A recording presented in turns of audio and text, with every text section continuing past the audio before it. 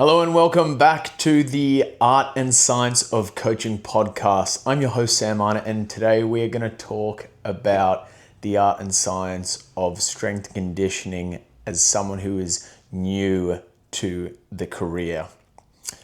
We're going to talk about my experience with the club that I am currently with, the Warringah Rats Rugby Union Club, and how I went from the first year of the under-20s program to 2 years later being in the head strength conditioning role and winning or being part of a win, the 2025 Shute Shield Grand Final, and everything in between. The skills that you need to know, the way that I think some people should, or in my opinion, should carry themselves, or the approach that they should take, or just the approach that I took. And whether you agree or disagree or you like elements of that is totally up to you.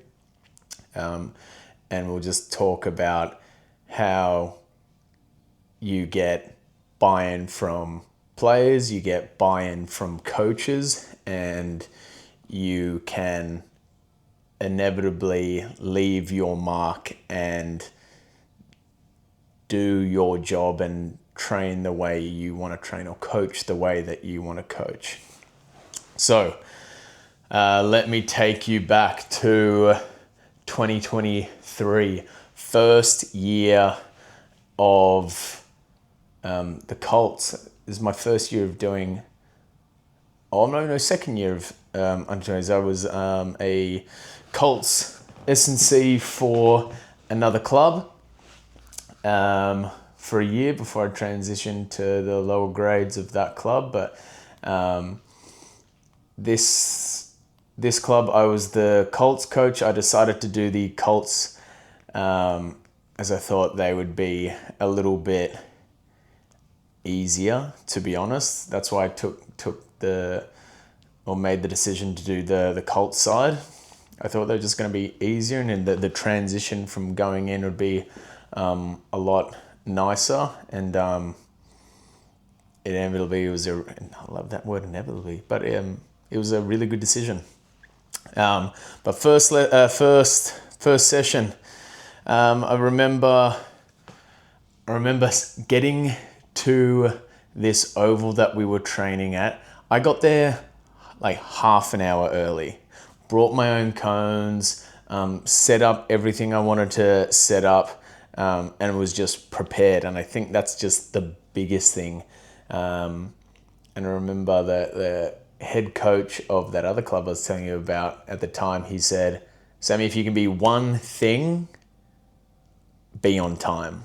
All right. And 100%. And that is just, punctuality is just, it screams values as well. Like if you see someone rock up early preparing and like, this guy's taking it seriously, or he's not mucking around, he's not taking the piss, and of the amount of like interns, or not to like badmouth them or anything, but people who start out and they start out not on the right foot because, I'm just going to be 10 minutes late or 15 minutes late, and just, I don't know, it just doesn't scream like they want to be there. So if you can be one thing, be punctual, be on time, and better than 1 minute early than 1 minute late. So that's my biggest advice, to just start, or just don't be late.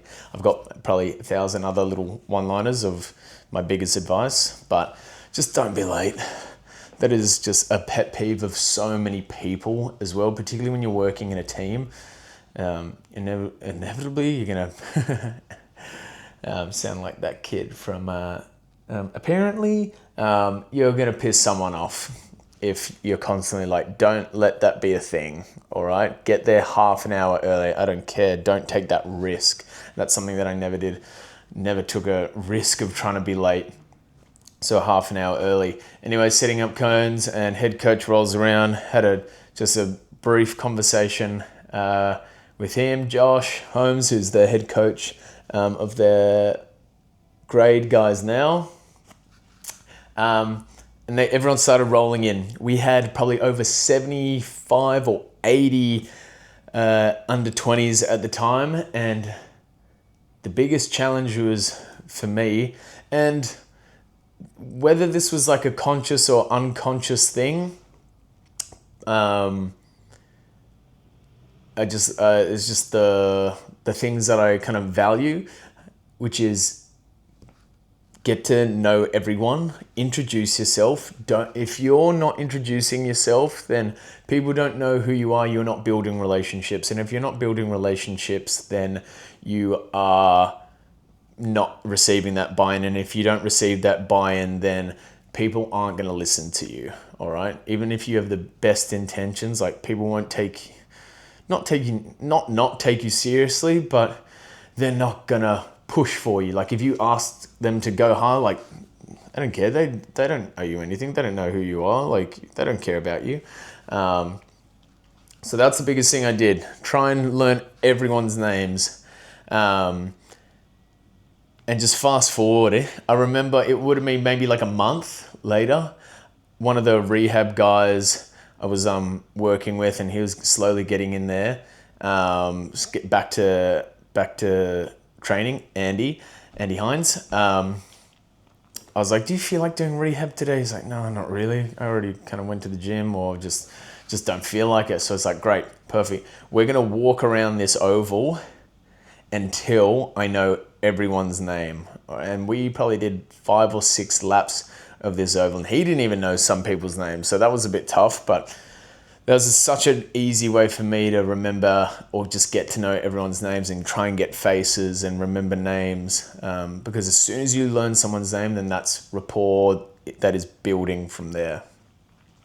So try and learn everyone's names. Some people, what I'm about to say next is demanding elements of respect. So when, for example, when you say, all right, here's a running drill, here's a conditioning drill, and don't go early, don't run early, and I might be counting down. You're going to do a shuttle going in 3, 2, and if people go early, then that's an opportunity for you to go, well, either just let them go, and if you let them go, then they've won, or they're beginning to like not walk all over you, but you're not demanding respect, all right? And 85 people see that. But if you go one way, you can go start swearing, go get it back on the line, blah, blah, blah, blah, blah, and like make a huge point of it. You can turn some people off. But if you go lightheartedly, guys, went early, 10 burpees or whatever, something like that, and you do that in a nice relaxed tone, and you go, hey, you guys went early, and we discussed that, so 10 burpees. So and they go, all right, he means business, or he's not mucking around. But again, you can do it in a, let's say, dickheadish way, or just like, it is what it is way, like, you said, that's what we agreed to, don't go early. And then I reckon some people have a bit of trouble with that. It's like the whole police officer thing. All right, you can be a real fucking, I try to not swear and say the C word, but I ended up using the F-bomb. Don't abuse your power. Like I said, trying to be a cop, and just like you can be a C-bomb about it. Or you can just say, sorry, yeah, okay, sorry, I'm going to have to do this. And there's a mutual respect there.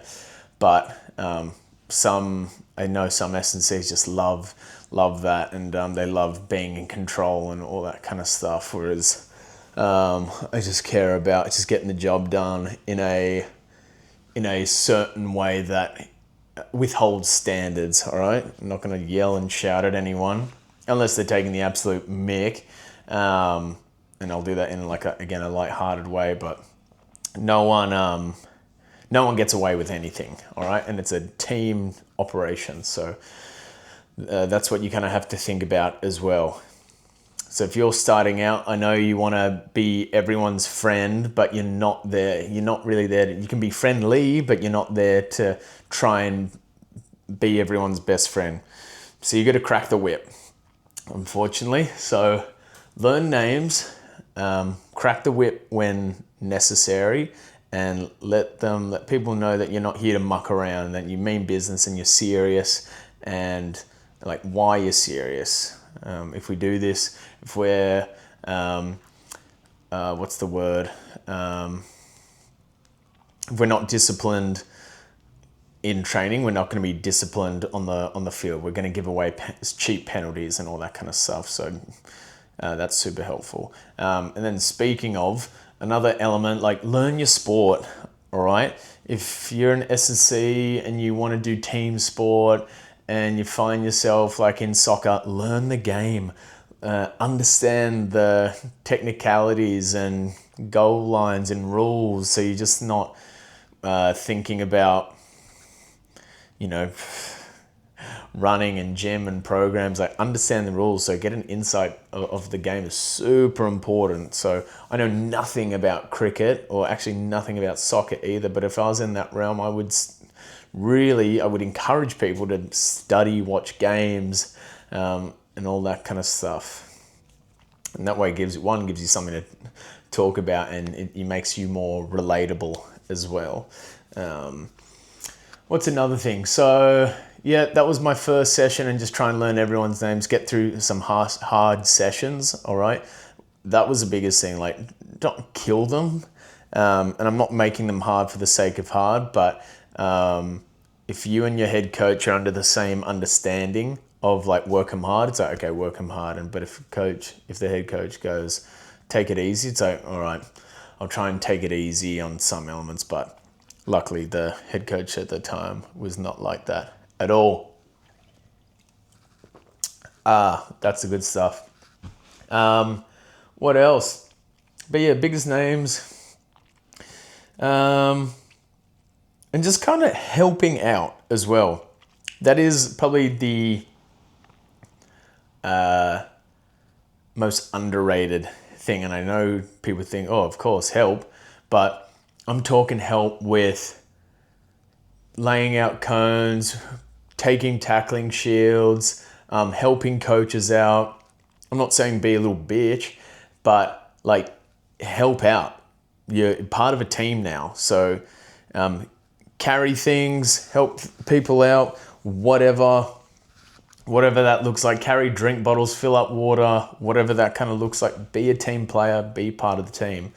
But then also individually, if a player goes, oh, I need, my hamstring is sore, can you send me some exercises? Absolutely. Again, creating buy-in. Or, not saying do that for everyone, but you might put it in your WhatsApp or your group chat and go, hey guys, if your hamstring's feeling XYZ, then here are some exercises that you can do. And no one is going to go, that's lame, how dare you try and help us, or like, look at this guy for trying hard, or like trying to help us out. Like, don't be discouraged to like throw things in the chat or whatever, and try and be helpful.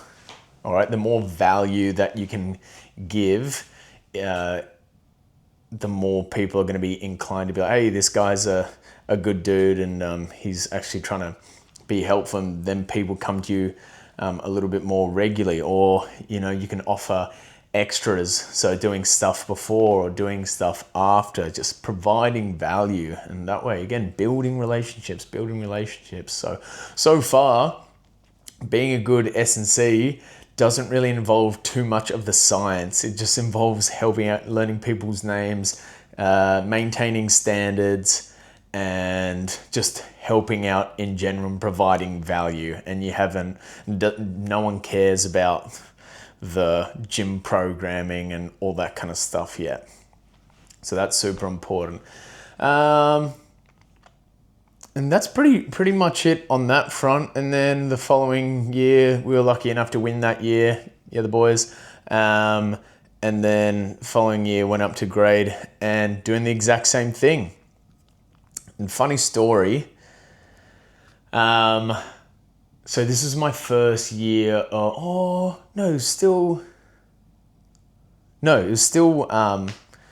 it was pre-season for the grade guys, and I haven't met any of them yet. And we go, and they are doing this pre-season thing at in a rural farm. They've gone to this area, and there's, it's all team building, 2 days, yada, yada, yada, classic. But big part of that was like a big training session, and we did a classic 12 o'clock wake up. We fired a gun into the air, and we go, all right, everyone line up, so and so and so forth, no talking. And people spoke. So, all right, back in your tents, zip them up, all that kind of stuff, which is not many people do too much of that stuff at the moment. But I think it has its merits.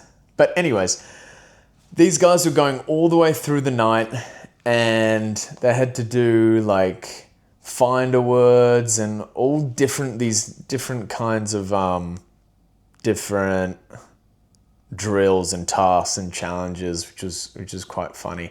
Anyways, I had the 4:30 or to the 2:30 to 4:30 little block, and these guys have no idea who I am. They've maybe seen me around Rat Park, and maybe you never actually said like a word to me, but there I was, going, all right, everyone stand up in a line.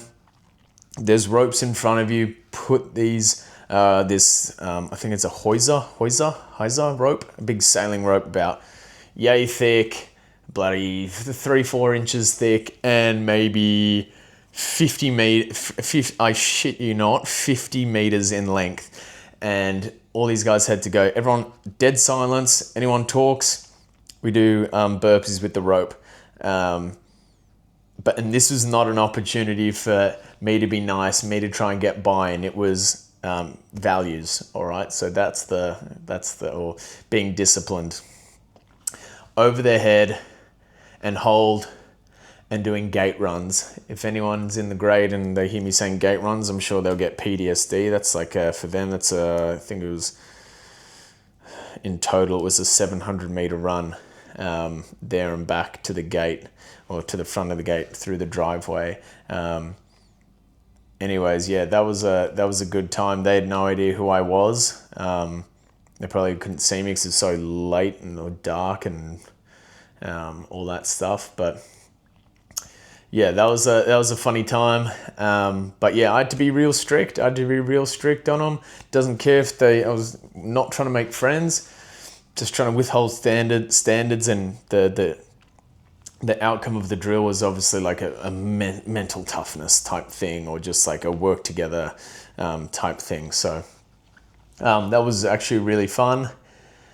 And then the following year I was in grade, and again, I knew no one, and these were guys that were my age or probably a little bit younger. Obviously the under 20s guys were 10 years apart from this guy, and that was not super tricky to get along with them, because maybe now I'd probably have a little bit of trouble interacting with guys who are probably 15 years, closer to 15 years difference, but 10 years I could still kind of figure out what that Gen Z group was saying.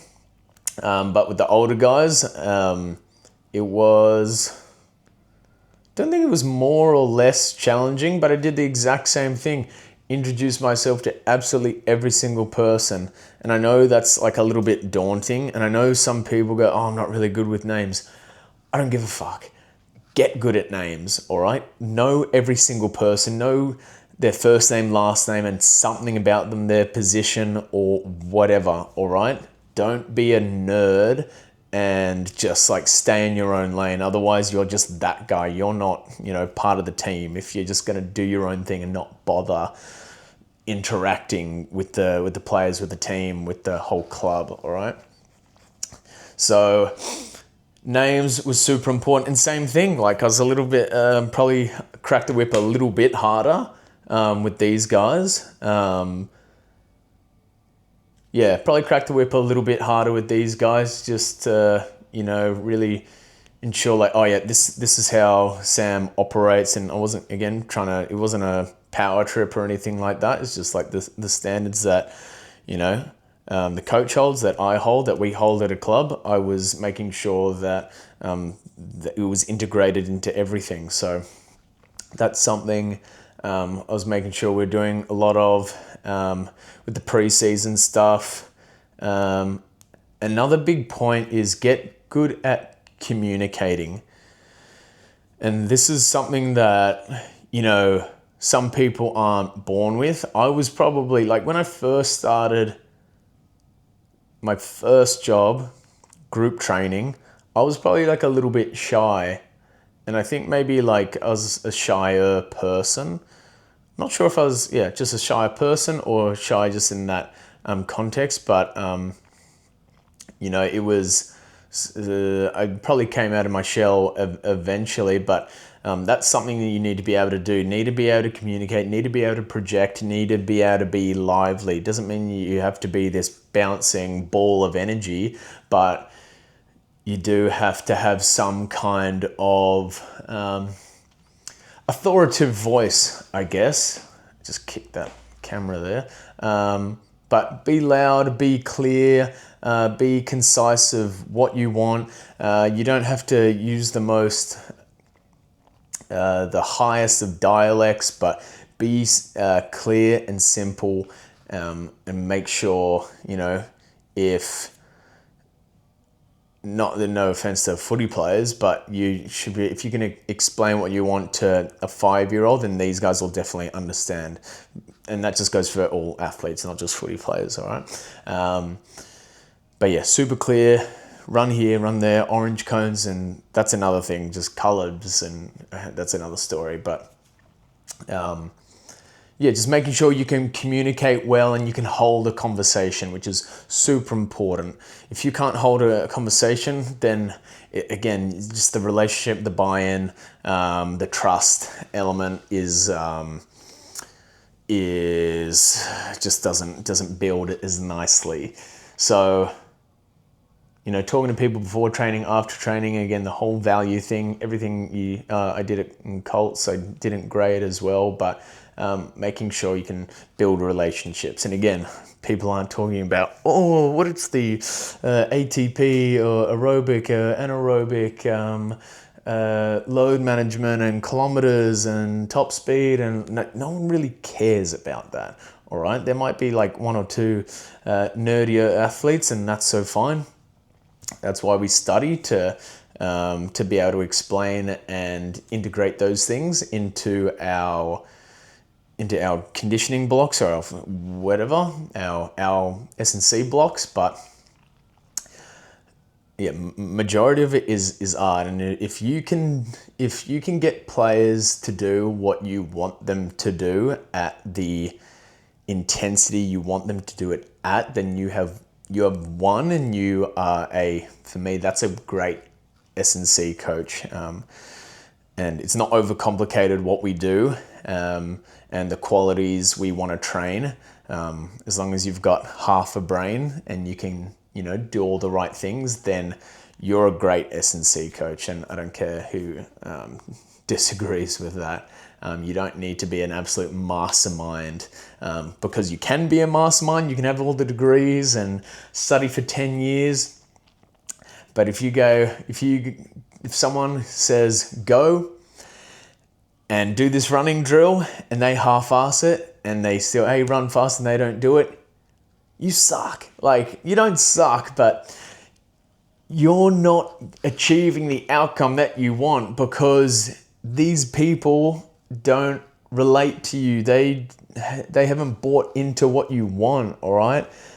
So who cares about the education that you've got, the person behind, I was going to say the whistle, I don't know. never had a whistle before, but the person behind or in the S&C shoes or wearing the S&C hat is just only as good as what the players achieve, all right? Particularly what you want them to do. So yeah, that's pretty much it, and all I can kind of think of. But yeah, it's don't get too much in the weeds with the whole science thing. And yeah, it's helpful, but you learn so much on the job. But I would say just being art of coaching, particularly in an S&C department, is so helpful. So if you have a suggestion, hopefully I've got two. Speaking of suggestions, I've got two coaches that I've got lined up to actually interview. So I'm super excited to talk to them. And hopefully there's a few more on the horizon. But if there's any topics that you guys want me, or just you listening to this, hopefully you've made it this far in this 26 minutes. Want to discuss, let me know.